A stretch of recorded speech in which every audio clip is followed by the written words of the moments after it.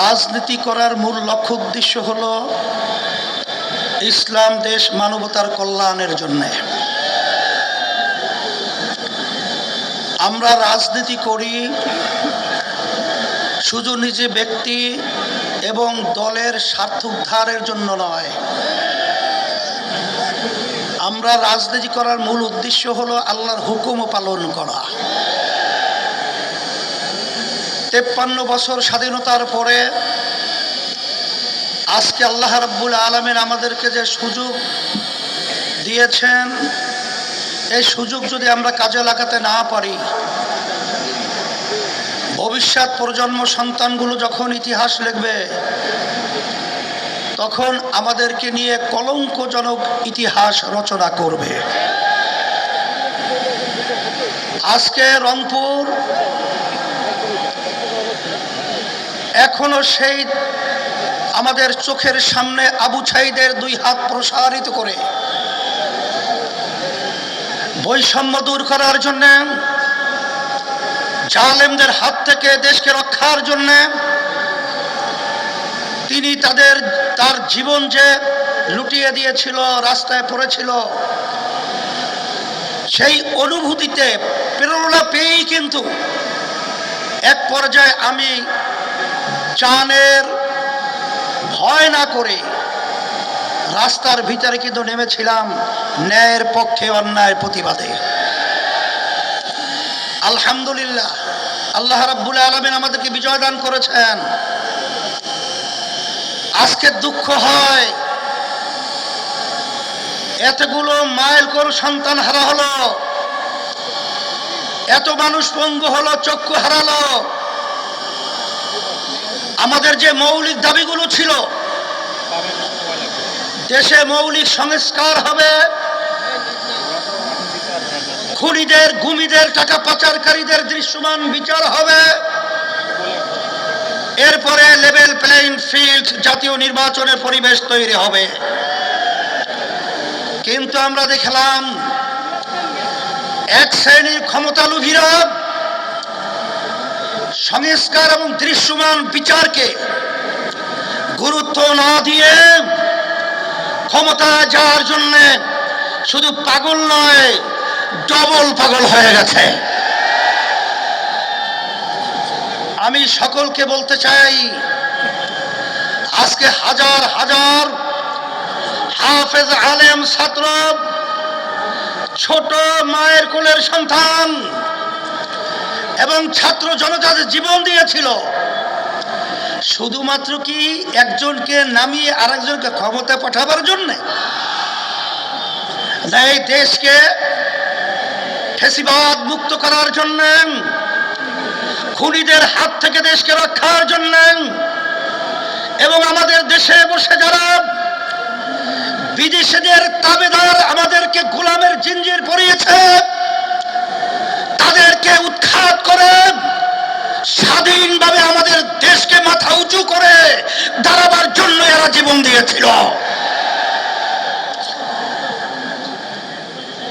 আজকে তারা যদি বসতে ব্যর্থ হয়, আমরা তাদেরকে পরিষ্কারভাবে এই সমাবেশের মাধ্যমে আমরা বলতে চাই, আপনারা মনে করেছিলেন অন্টুর বিচারে ক্ষমতায় যাবেন, সেদিন সে সময় ভুলে যান। আজকে বাংলাদেশ যারা ভালোবাসে, যারা ইসলামকে ভালোবাসে, যারা মানবতার কল্যাণ রক্ষার জন্য চেষ্টা করে, তারা কিন্তু আজকে রাজপথে চলে এসেছে। আজকে ক্ষমতা প্রেমিকদেরকে বলবো যে আপনারা বারবার ক্ষমতায় গিয়েছিলেন, আমাদেরকে কি উপহার দিয়েছেন? নতুন ভাবে পুরান বউ, নতুন শাড়িতে, আর আমাদেরকে ধোঁকা দিতে পারবেন না। ধোঁকা দেওয়ার দিন শেষ।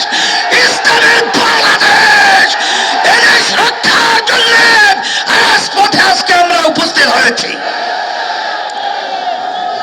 সেজন্য আমি বলবো, রংপুর আমি প্রতি বছরই আসি। আমি দেখেছি রংপুরের মানুষ তারা কিন্তু অত্যন্ত সরল মনা। রংপুরের মানুষ ন্যায়ের পক্ষে, অন্যায়ের বিরুদ্ধে। আজকে রংপুর থেকে আওয়াজ তুলতে হবে। আবু সাঈদ যেভাবে হাত প্রসারিত করে আমাদের দেশকে আবার স্বাধীনতার দিকে তিনি পরিবেশ তৈরি করেছিলেন, এই রংপুর থেকে এই চাঁদাবাজদের এবং ক্ষমতালোভীদেরকে এবং যারা নাকি দেশের থেকে বিদেশে পাচার করেন এবং যারা বিদেশের দাবিদারি আমাদের বাস্তবায়ন করতে চায়, ওদেরকে না বলে বাংলার জমিন থেকে উৎখাত করতে হবে। সাথে সাথে আমি সকল গুদার্ত আহ্বান জানাবো, আমরা সারা দেশে সফর করার পরে পরিষ্কার আপনাদের সামনে মেসেজ দিচ্ছি, আজকে সারা দেশের মানুষ, আজকে তারা দিন রাত্র সপ্তাহ মাস বছর গুনছে কবে নির্বাচনের বাক্স আসবে। আর ৮ দল অর্থাৎ ইসলামের পক্ষে, মানবতার পক্ষে তারা ভোট দিয়ে বাক্স ভরার জন্য অপেক্ষা দিন প্রহর রক্ত গুনছে। সেই হিসাবে আমি আপনাদেরকে পরিষ্কারভাবে বলছি, এদেশ আমার, এদেশে জন্মগ্রহণ করেছে আমি। এদেশকে নিয়ে যারা ছিনিমিনি করতে চায়, এদেশের টাকা যারা বিদেশে পাচার করতে চায়, যারা মায়ের কোল সন্তান হারা করতে চায়, আপনাদেরকে বারবার বলছি, আগের মতো গুন্ডামির মাধ্যমে এবং কারো টাকার দৌরাত্মের মাধ্যমে আজকে জাগ্রত জনতাকে থামানো যাবে না। তোমাদেরকে উৎখাত করবে এবং আল্লাহর রহমতে ইসলাম বিজয় হবে ইনশাআল্লাহ।